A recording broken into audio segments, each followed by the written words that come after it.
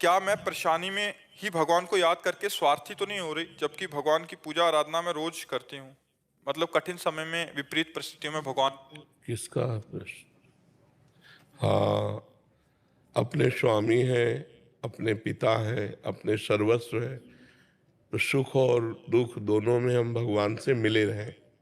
अगर सुख है तो भगवान की दया है, और अगर दुख है तो भगवान की कृपा है।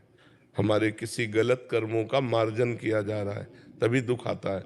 अब हमारा भगवान से कितना संबंध है ये तो आपका हृदय जानता है कि आप दुख में पहला स्मरण किसका होता है, सुख में पहला स्मरण किसका होता है। जिसका पहला होता है वही आश्रय माना जाएगा। जैसे द्रौपदी जी हैं, तो द्रौपदी जी का पहला आश्रय भगवान नहीं थे, पहला आश्रय पति थे, फिर भीष्म आदि थे, फिर अपने हाथ थे, फिर दांत थे, आखिरी में भगवान आए। ये शरणागति में कलंक है। सीधे भगवान में, सीधे भगवान का स्मरण। तो भगवान ने आर्त भक्त को भी भक्त कहा है, अर्थार्थी रुपया पैसा चाहने वाले को भी भक्त कहा है, लेकिन भगवान से ही केवल, और से नहीं। और जिज्ञासु भगवान को जानना चाहता उसको भी भक्त कहा है, और ज्ञानी तो भगवान की आत्मा है ही। तो हम स्वार्थी शब्द नहीं कहते, हम मालिक शब्द कहते हैं कि हम आपके बच्चे हैं, आप हमारे पिता हैं, हम आपके दास हैं, आप हमारे स्वामी हैं। अगर हमें कोई आवश्यकता होगी तो आपसे कहेंगे, कोई समस्या होगी तो आपसे कहेंगे। अगर कोई आवश्यकता समस्या नहीं तो आपके हम हैं ही, निरंतर हम आपका भजन करते हैं। ऐसे भाव से जुड़ना चाहिए। ऐसा नहीं कि विपत्ति आई तो आप भगवान को पुकारो फिर नहीं सुनेंगे।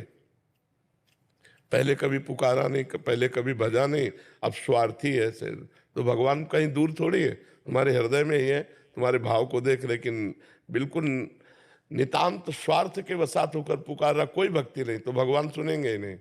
भाव बिन सुनी पुकारे मैं कभी सुनता नहीं, भाव पूरित टेर ही करती मुझे लाचार है। हे कृष्ण, हे द्वारिकावासिन, जो ही द्रौपदी जी ने भाव से पुकारा, यही भगवान वस्त्र बन गए, चीर अवतार भगवान का हो गया। कहीं भगवान को आना जाना थोड़ी है।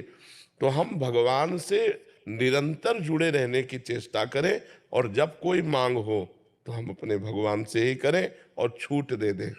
आप चाहे हमें व्यापार दो या जैसे मना हो वैसे दो। और दूसरी बात ये प्रार्थना कर दे कि अगर आपको उचित ना लगे तो हमारी प्रार्थना पूरी मत करना। तो प्रार्थना पूरी ना होने पर भी हमारे हृदय में भगवान के प्रति श्रद्धा कम नहीं होगी।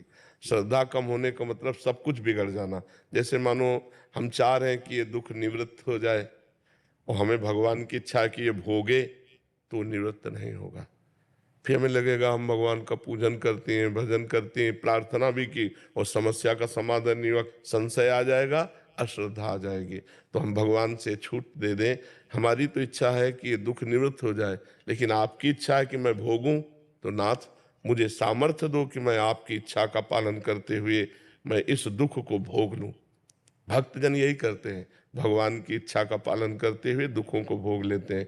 नहीं तो इतना भगवान का भजन करते हो अपने दुखों को मिटा देना, लेकिन नहीं, वो जोई जोई प्यारो करे सोई मोहि भावे। प्यारे को जैसा अच्छा लगे वो मुझे अच्छा लगता है।